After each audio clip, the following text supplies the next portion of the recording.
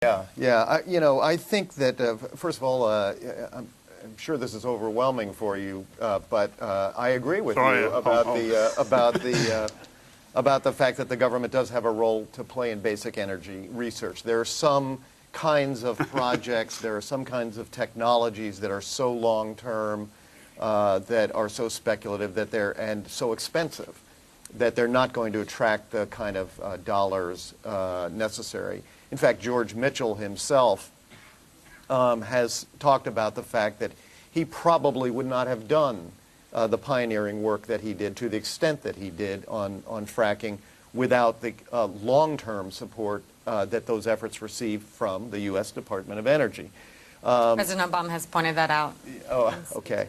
I last week was at Lawrence Livermore National Laboratory, where the National Ignition Facility, much criticized for being over budget and behind schedule, nonetheless is closing in sometime in the next 18 months on reaching that tipping point where the fusion process creates more energy than it consumes. Quite admirably, I think they are bringing in folks from the private sector, including from the utility sector, to advise them on what it would take if once they reach that point to take that kind of technology, which was built for weapons-related purposes, and turn it into a long-term energy opportunity on the commercial side for the United States. Maybe it won't work.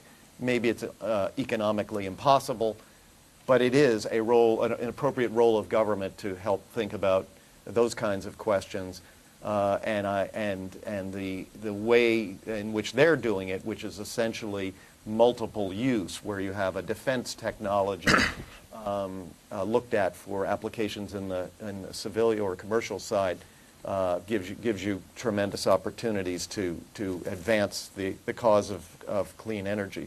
And so finally, I would